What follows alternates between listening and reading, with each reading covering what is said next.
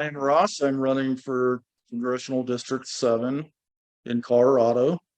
And today I'm bringing a little update. There's been a little bit of a disappointment, and that's with some of the negative campaigning that we've been seeing.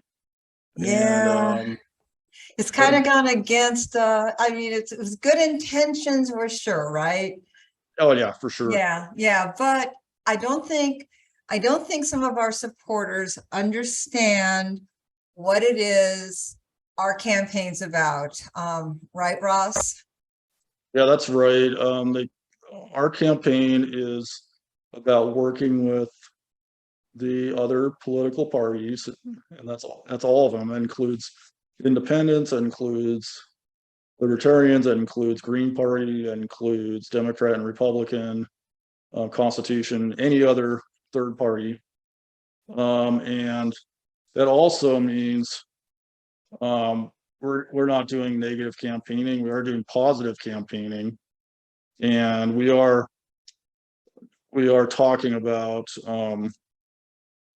that voting for me, I'm representing what the people want to do and not what political parties want to do. So that's an Right. important point as well. Right, because you want to represent all the voters, and one of the things that we really believe in this campaign is not blowing up bridges that we're going to have to rebuild when the campaign's over, right? Because you do transportation and you literally build roads, and so you understand the importance of not blowing up a road that you have to cross later, right? Yeah, exactly. It's important to work with all the political parties to bring things in the right in a good positive direction, and that takes teamwork to do that. Right, and Yeah. that's something that we keep trying to bring home, is that what we believe has been missing in politics has been teamwork and the desire to have teamwork, right?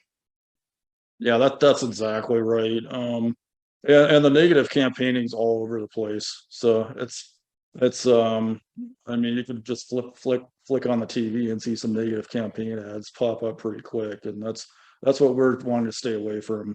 Right. And Clearly. because negative campaigning, I know it feels really good, but the problem with negative campaigning is that it's actually an insult to the candidate that you're trying to support, because you know, um, because I know it feels really good to say, oh, look, Ross is the person who's running against Ross, look how horrible they are. But actually what they're saying is, well, we don't really like what Ross stands for either. So we're not going to tell you about his platform. We're just going to tell you how much the person running against him sucks. And that's kind of like, no way, Ross has really good ideas.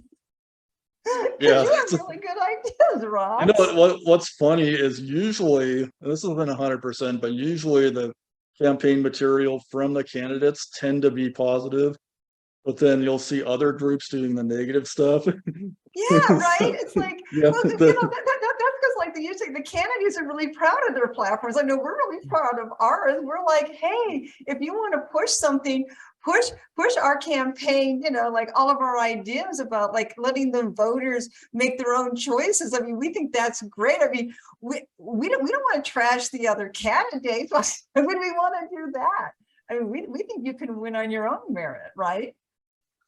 yeah, that's exactly right. And I mean, yeah, I think the other two candidates are um, both good people, and I'm not real fond of either political party that much, but We've got a lot of things we can say about either political party, but a lot of it has to go to like their block voting and their refusal to let, the other two people, Brittany and Eric, be their own person. Like we keep saying, we like Brittany and Eric.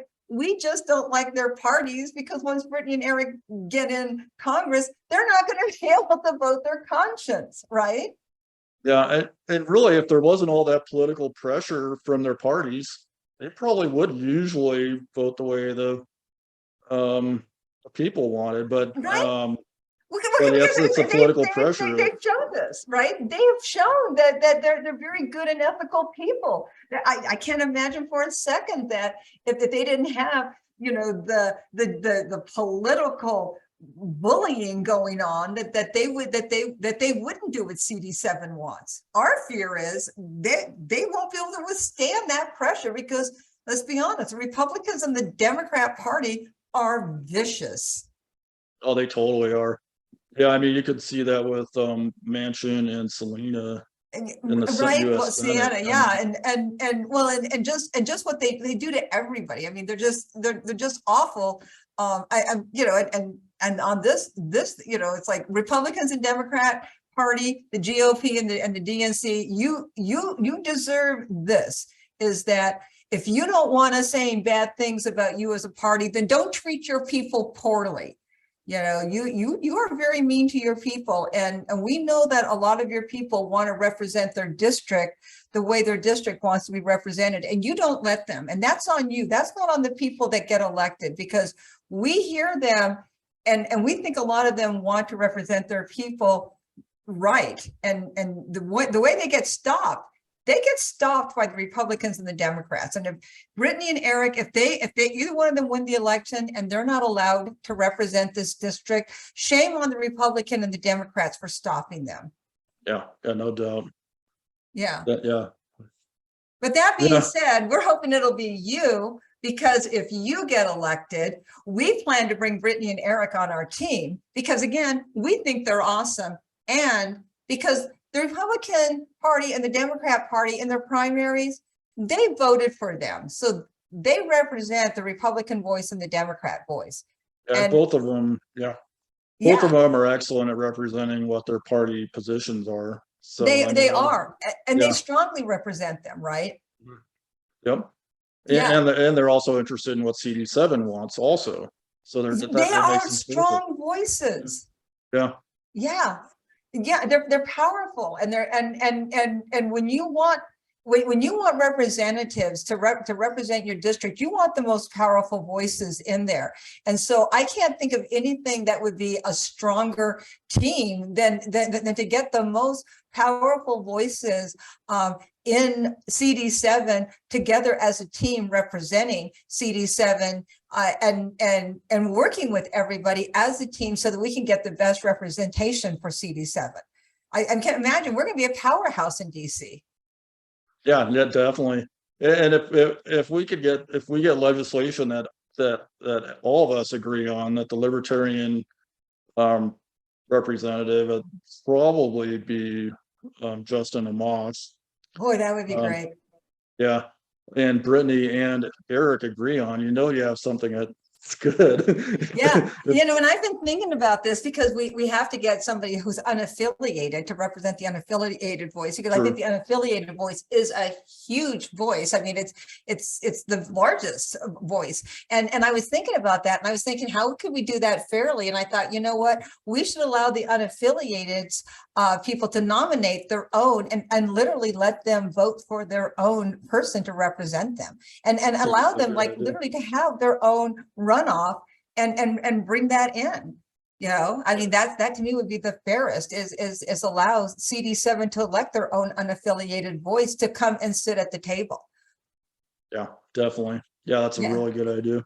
Yeah, I mean, because we need to make sure that everybody is represented. I mean, this is something that it's revolutionary. It's never been done.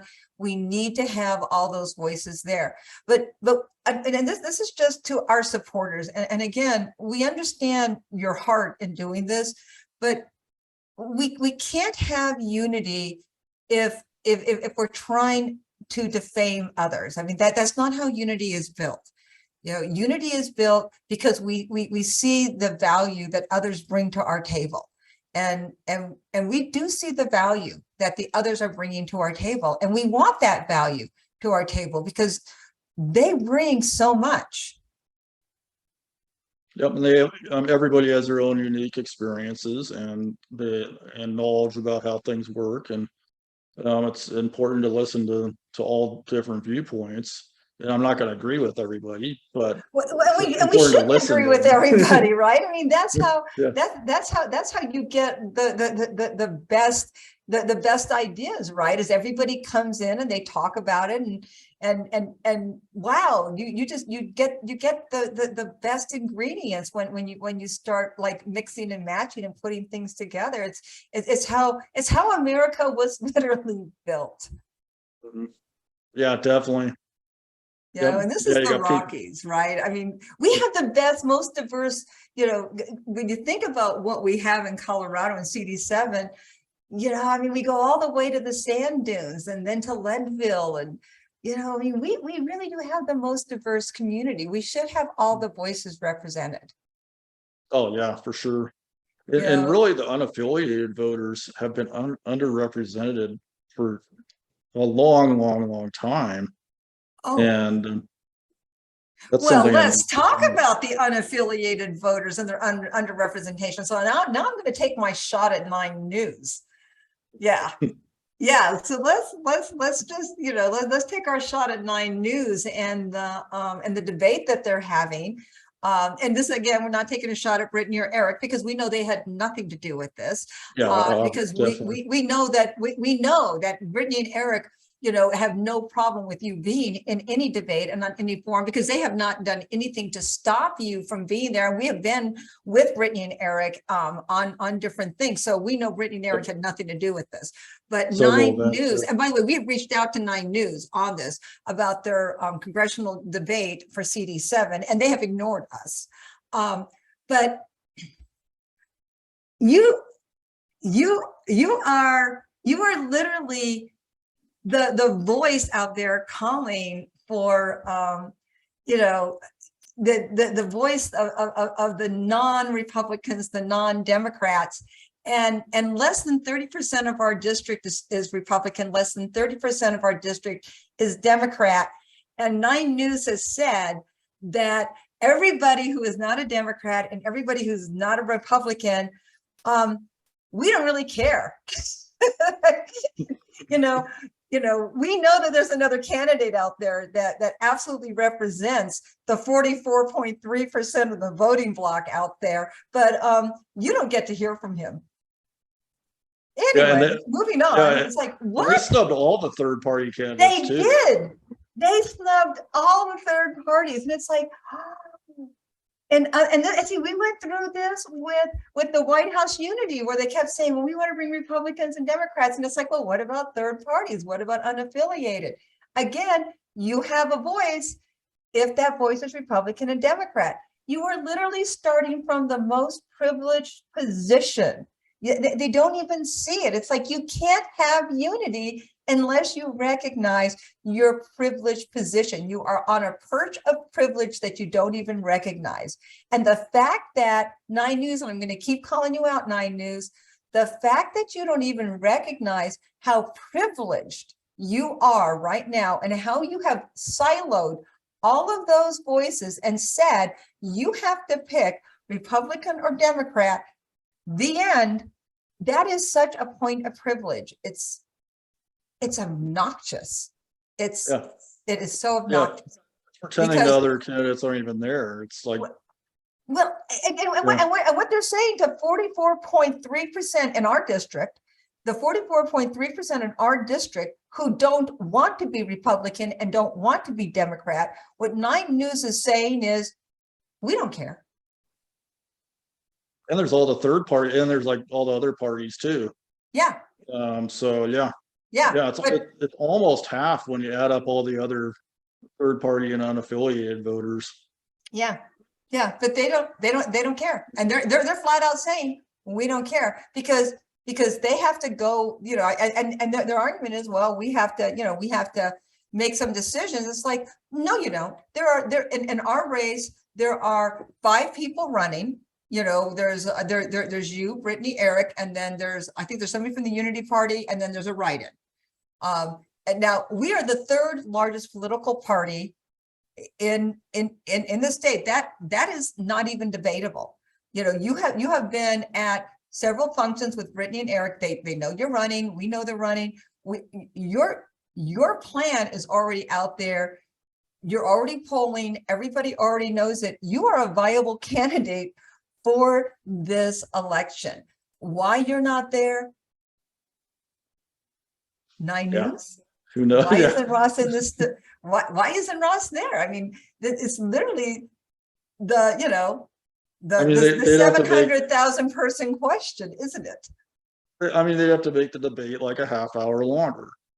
Well, they don't have to make it a half hour And- longer. They can make it the same length. Just drop a question or two. or less questions. Yeah. Yeah. But, you know, okay, so Hattie's theory, and again, I'm not, this is Brittany and Eric, I'm going to give them props because I know they're fighting for you. Because Brittany and Eric have been nothing but just cordial and nice and wonderful through this whole election. And that's why we're actually doing this, because we don't want anybody to think that we had anything to do with that post, which has been removed off of your, you know, your media, social media page.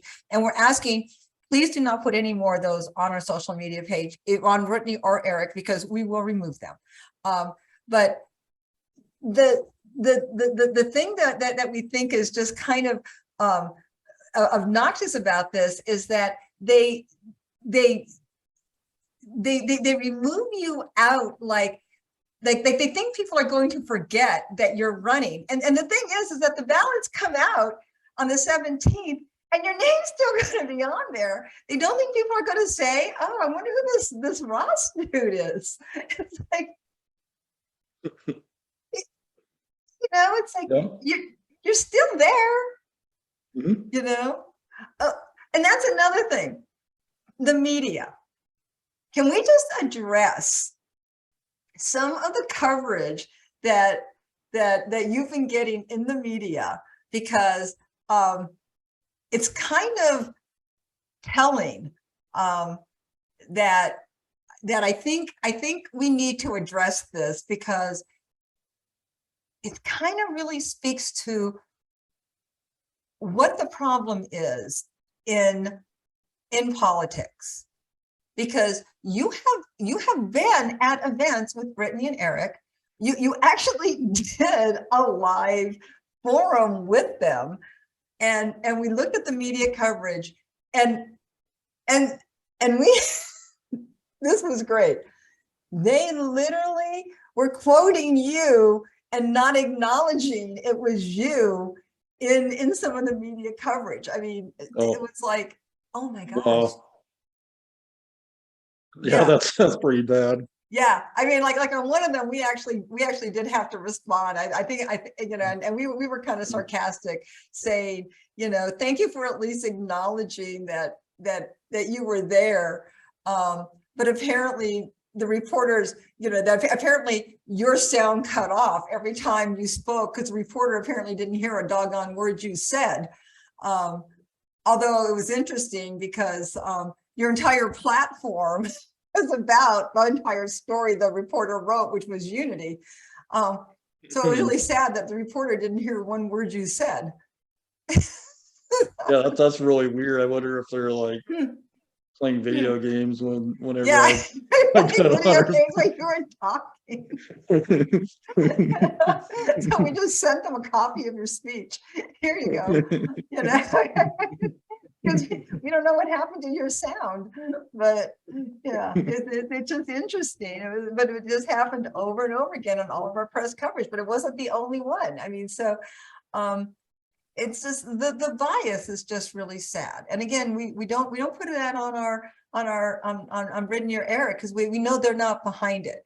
You know, it is what it is, right? I mean, you have your right-leaning media, you have your left-leaning media. They have no reason to give you coverage, which is that's what we've really learned in this election.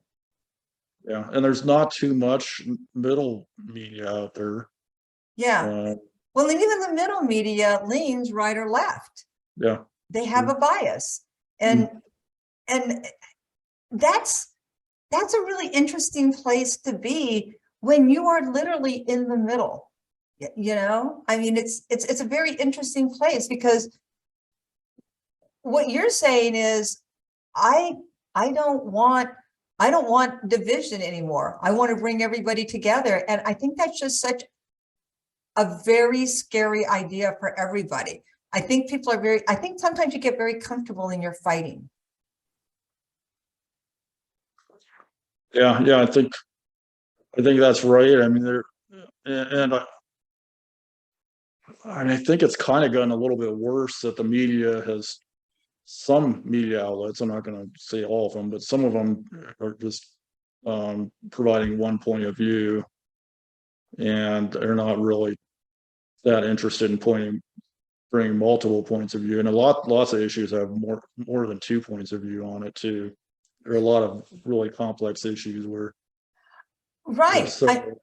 Yeah, because like, we're going to do a show on this, is about, marijuana, right? I mean, because there's a whole bunch of issues, there's a whole bunch of complexity to the medical marijuana issue, because you have been really studying that, especially since the discussion with Brittany on that, because of her position on fentanyl.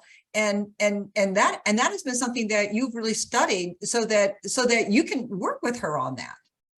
Oh yeah, Right. for sure. Mhm. Yeah, because you do see a middle ground there. Yeah, yeah. I mean, it's it's a tricky issue, and in Biden's speech, he did bring up some good points about the scheduling being all messed up, and hopefully the attorney general's on that. Crossing my fingers. um, we'll find out, I guess. um, but I think it's the kind of thing where you have scheduling messed up, or between cannabis and a lot of much more dangerous drugs being classified as class 2, which allows prescriptions, and that could cause a lot more problems. And that's actually been an issue since 1971. That's when that classification started, and that's still in place.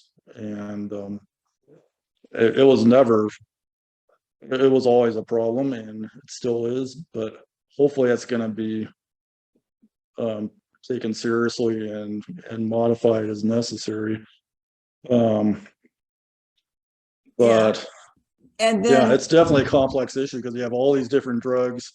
What happens with one affects what affects another. So if one's banned, then the doctors will start prescribing other ones, and that could cause a bunch of new problems and things like that. So right. And see, and that starts getting directly tied into like our healthcare, which gets tied into people's, other issues, which starts to getting tied into our economy, homelessness. What starts what really starts the snowball issue is really important, and people need to realize that all of these things become interconnected, which is why, and I'm going to bring this back, which is why you need a lot of voices at the table. If you just have one voice and it's siloed at the table, you don't get the cornucopia of knowledge that you need, right? And that's why it's like, I know, like, and I'm not demonizing the right at all, because the left does a lot of wrong things too. But there's like this immediate thought to like stop the conversation when they talk about maybe having a little bit of a different idea towards fentanyl, and maybe not criminalizing it. It's like, well there are different ways to handle the fentanyl issue. I'm not saying decriminalizing is the right way, but it's not necessarily the wrong way either. And it's like, bring people to the table and let's talk about different ways to handle it. And like you really have taken this to heart and really started looking into it. And this is where you start bringing people in and you really start looking at solutions, because there's a huge impact that comes with it. There's immigration, there's homelessness, there's the economy. And we're going to talk about the economy in a second, because we're going to get a blow to that tomorrow. There's already been one blow today. And so we're going to get another blow tomorrow, we're pretty sure, and the economy is your issue. yeah. We don't want people to forget that, right? Oh, it's crucial. Yeah. Yeah, It's, yeah. Yeah. If you don't have a way to make a living, it is pretty hard to survive. right. So, And, yeah, and we can't be siloed when it comes to the economy. We have to be a team. And yeah. that's the biggest thing. CD7, we can just plead with you forever, but we have to really protect our team, and it's the economy. We have to go back to it's the economy. We can't silo ourselves on being Republicans or Democrats on this, because we are all going to sink in the ship together. Yeah, that's true. Yeah, if the economy tanks, everybody's affected. Right. If the And economy does good, then everybody's happy. right, and we posted a couple of things today. We found what we thought is the most neutral statistics that we could find, so people could go in there and they could look and find out like what's going on with the economy, healthcare, everything else, all the government numbers. Then we posted the latest just like a 2.5-minute news clip from MSNBC about the economy, basically saying that it's tanking, and reminding everybody that tomorrow we get another report, and that's not looking to be very good. And so we have to be Inflation ready for tomorrow, this. or is inflation today? The what? Those the inflation numbers tomorrow? Yeah, something like that. I Yeah. have to look. My brain just froze on me, so I'm not really sure what that is. But yeah, there's something else coming out tomorrow, in addition to the additional January 6th hearings, which that's not planned. Yeah, that's probably been playing for like a year and a half. Yeah, Oh, come yeah, on, start thinking. everybody. Yeah. Yeah, like, is anybody falling for this coming out right before the election, please? Well, it's interesting because they could have done the full hearings like right after the election. I mean, they did what they truncated them. I They know, it's like intentionally insert shortened eye them. roll. Yeah. That's so staged. Mhm. Yeah, I mean, I'm not saying that the hearings aren't important, but the timing of the hearings. I mean, apparently the hearings were supposed to be a couple of weeks ago, but then they had the hurricane, and I'm not, saying that any of that, that of course is very important, because human life and natural disasters are always much more important ever than political theater. But the political theater would not have been necessary this late. They could have done this a long time ago. So to hold that off and wait until the last few minutes before the election, it's staged and everybody knows it. People who don't know it, please. It's really tough this time of year when somebody says something and there's not really any immediate action that you can prove. Is it just staged pre-election lip service, or is it real? So that's the tough thing. I mean, you don't know for sure. I mean, if they actually do something, then it's real. But if they don't, it could be just lip service. And speaking of which, something came out today, and I want to take another look at it, because I don't like spreading things around that, until I've really had a chance to look at it, because you know how cautious I am about stuff. But something came out about a testimony today with the EU about the Pfizer vaccine that they had. There wasn't. I want to make sure I have this right. That they knew it didn't protect against the spread of the vaccine when they were saying this, it protected against the spread of the vaccine. I mean the spread of COVID. The vaccine didn't. And so I don't want to get into whether it did or it didn't. But what I would like to talk about is trusting government. During that time, I think it was a very bad look for America, because this was something that libertarians really fought, was trusting government, right? I mean, we kept telling people, don't trust government because government cannot be trusted, and I think that's proving now to be true, is that you shouldn't trust government because government can't be trusted. And when you just started handing over all these powers to government, government abuses it. And that's what we're trying to do with your election, is to give the power back to the people. For that reason, is that you don't want to give government too much power. Government tends to abuse power. Yeah, that is definitely true. I mean, you can just look back at history and see plenty of examples of that, unfortunately. Yeah, I mean, you can easily get people, you can get temperature checks from people. There were hearings, like in our county, there were hearings asking people what they thought, but our government, our county government ignored what the people thought. That was what was very frustrating during the time of COVID. And as libertarians, we were out there protesting and fighting that. And I don't want that to be ignored during this election. You were out there fighting it. I was out there fighting it. And by the way, because in case people think like you were some sort of, anti-establishment rebel person, I hope you don't mind me telling people this, but you did get vaccinated. Yep. So you were not anti-vax. I mean, you got vaccinated. Not at all. Yeah, Yeah. not at all. Yeah. Yeah. I mean, so it's not like you were standing there, like spewing out anti-vaccine mandates things. You got vaccinated, and you did it because you love your parents. Yeah, it's because of my family, and I was worried that they were susceptible. And I basically, and I still think that the vaccine did lower the risk, especially early on. Now later on, there's not much of it.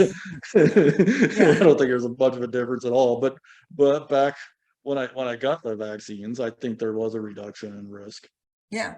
But you were never for the mandate. You believed it was a freedom of will, right? Yeah. That people had a right to make those decisions. So there's a difference between believing that it worked and then believing that people had a right to make those decisions. And you had a vulnerable population that you were watching out for, and so you made the right choice for yourself and for your family. And so it's not like you're standing there saying, I didn't want to get it. You were one of the first people that I knew that got it. I got it you relatively fairly early. Yes. Yeah, as soon as pretty quickly after it opened up for me. Yeah. I got it. Yeah. So I don't want people sitting here, saying that you were some sort of anti-vaxxer. You were never that person. So when you speak, you speak from a point of you were protesting for the rights of other people to have the right to say yes or have the right to say no. And so this is something that I think is very important that voters know about you, is that you were fighting for the rights of everybody to have the same freedom of choice that you felt you were given. Because since you chose to take the vaccine, you actually felt you had a choice more than the people who were not given choices. Yeah, that's right. I took it early enough that they still hadn't done any mandates at that point.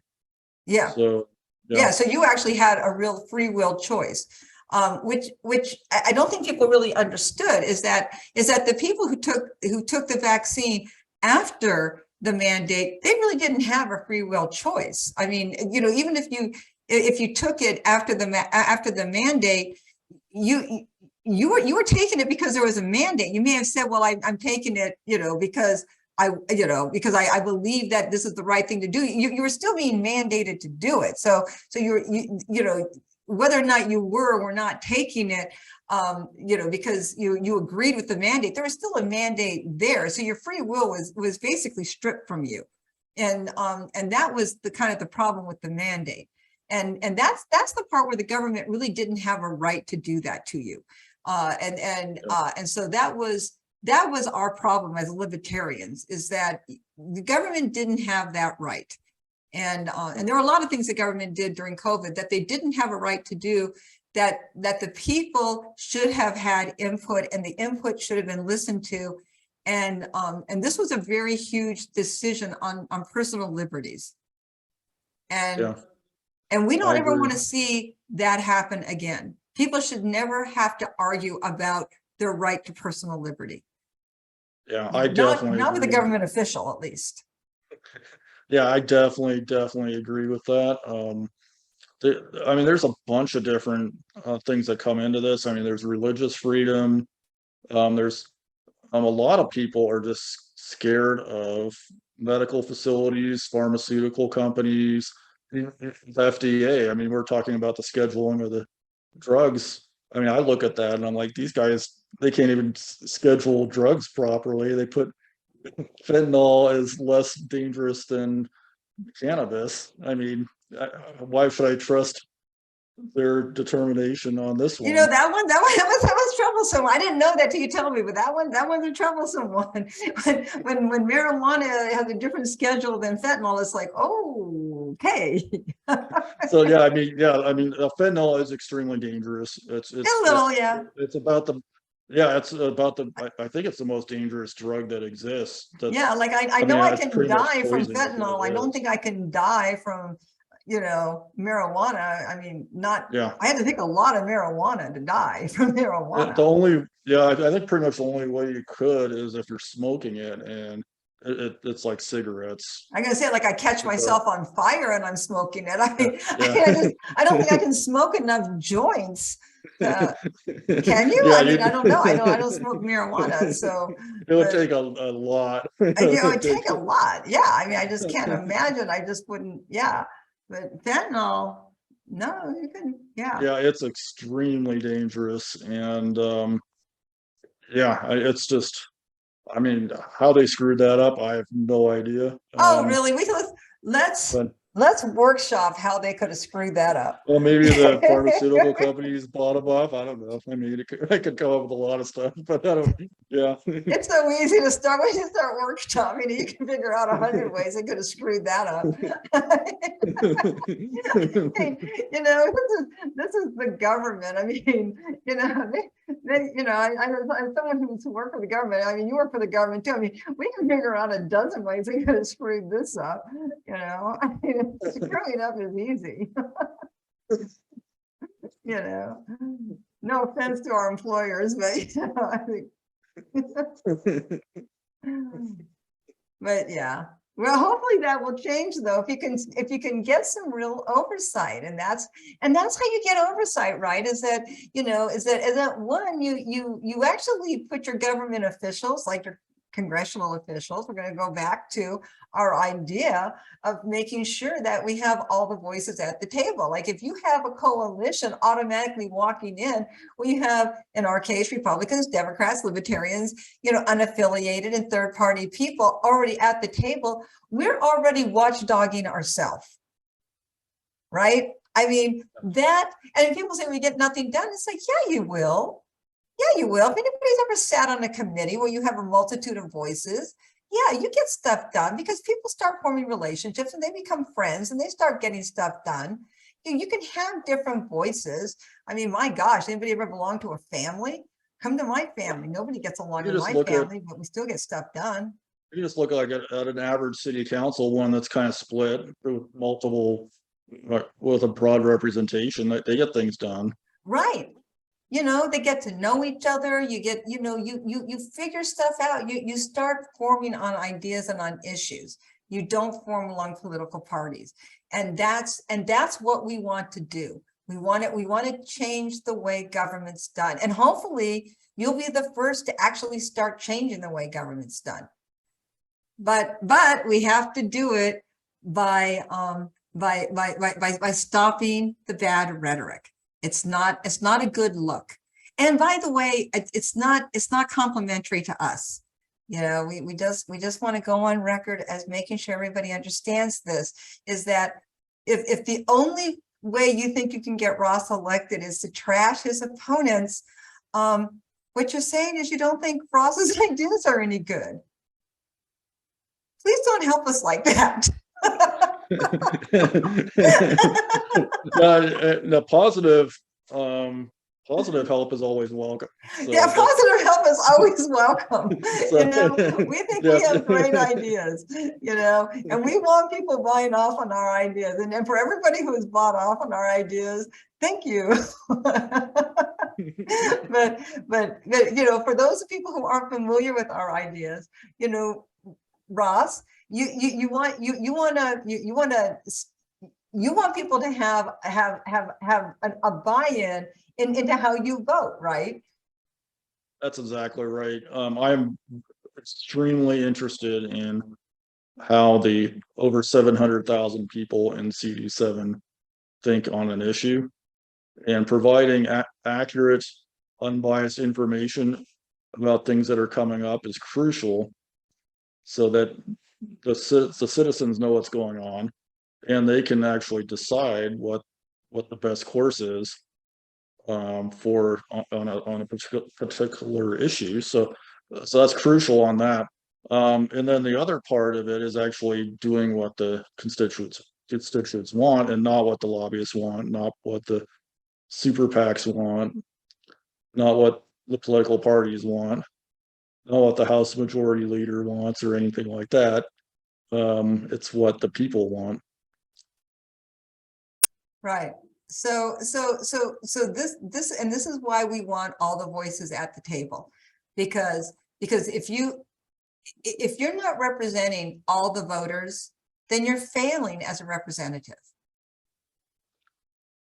That is true. That's the most important thing to do. Right. And communicating what's going on is the second part. I mean, that's crucial too, because if people don't know what's going on, it's hard for them to say what to do on an issue. Right. So those are the right. two. You know, and we want it to be so that the community is invested in what is happening in their community, but not divided by what is happening in their community. You know, we want CD7 to be the most united community in the United States. You know, that we become the role model for the rest of the country to how a community works together. You know, when people think about like Americana and how like they talk about how Americana used to be, and it's like, well, you know, maybe it used to be like that. I don't know. I've never seen that kind of Americana, but I would like to see that kind of Americana in CD7. And it is possible that people can come together and they can have, you know, barbecues and town councils and groupies and talk about how they want things done. And that's not your place to tell them how to think and how to act. That's for their churches and their civic groups, and for them to come together and for them to work out their issues and then come to you and say, this is how we think you should vote, because this is what we've decided as a community is in our best interest. And that brings them together. You know, they have their barbecues and their picnics and everything. And in the end, they feel good about what they tell you to do. They're not fighting about what you're telling them you're going to do. Yeah, that's well put, because yeah, it is what the people want that's important. And I think if you just go down to the basic things, most people want the same things. Most people want a good economy. Most people want low crime rates. Most people want freedom. So I think generally most people agree on a lot of issues. Now, where the disagreements are, or how to get to those points. Right. But you know, because oh my gosh, I get so much people arguing about like Republicans and Democrats, and I always say, stop, hold on a second. You live in CD7 for a reason. There's a reason why you don't live in Denver.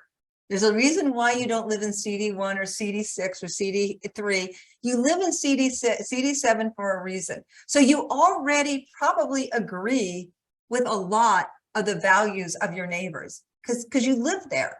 So you're living here for a reason. So you're probably not as divided from each other as you might think. You're already part of a community. You chose this community. So you're probably not as divided as you think, even though you may be part of a different political party. So now it's just figuring out where you agree, and we can concentrate more on where we agree and probably where we disagree. It's probably not that big of an issue that probably doesn't even have to be raised. You know, we can probably reach detente without ever going to where we disagree. Yeah, definitely. And yeah, there's a ton of agreement out there that we just don't know about or just haven't thought about. Yeah, And it's working together and respecting everybody's viewpoints where yeah. you get the best solutions. So, well, so with that said, I think I hopefully we, you know, our supporters are still supporters. Just please don't put any more snarky things about the other candidates on our pages. We hope that you will respect our feeling and wanting to have a respectful campaign, and the fact that we do respect Brittany, we do respect Eric, and we don't know the other two candidates, but we respect them also because they, you know, they have put themselves out there. And so for that, they deserve respect. They haven't done anything to harm us, and the NAP tells us do no harm, you know, and we're not going to. So we hope to work with them also. Yep, definitely. Yeah. Any final thoughts, Ross? Yeah, I'd say we have a busy week coming up, Yes, and yes. we'll be in We Idaho have Springs. Pickaxe Pizza on Saturday. Yep, Yeah, that'll be fun. yeah. That's that is going to be a great time. Yeah. I'm trying to think if we have anything else going on. You know, I had an event last night, but I had to leave because we had this stuff going on. So but yeah, so that had to fall to the wayside. I just want to, you know, apologize, you know, to the people I had to leave last night for that. So sorry about that. But I'm trying to think if we have anything else scheduled this week. I don't think we do. But the Yeah, not Pickaxe quite Pizza. yet, but Do you have anything on your schedule this week? well, not quite yet. If something pops up, we'll definitely let you know though. Yeah, Which yeah. probably will. But the Pickaxe Pizza is going to be big because we're going to have Jacob Luria from you know, he's one of our house Jeffco house people. So with Daniel Lutz also, who's one of our house people. I'm pretty sure Bennett Rutledge for our Secretary of State will be there. I think Kevin McCuskey. Kevin, Yeah. our gubernatorial Running for candidate will be governor. there. I think Michelle might be there. Michelle Pogue, our lieutenant governor candidate, awesome. will be there. So it's like if come up to Pickaxe Pizza, that's going to be a great, it's going to be a great time. Beautiful in Idaho Springs too. I don't, my brother's in town, so I don't know if I'm gonna be able to bring my brother with us. You know, I don't know if he'll still, I don't know what time his plane leaves on Saturday, but I may be able to bring my brother up there. Oh, that'd be awesome. Yeah, he's a libertarian, so you know, Nice. he's been fighting the good fight in Seattle. I just want to give a shout out to him. My brother during the reopen was right. He drove from Seattle to Olympia to be part of the protest. So, you know, you got to give my dad credit for that. My dad raised us well. So Awesome. Well, have a good one, everybody, and thanks for listening to us.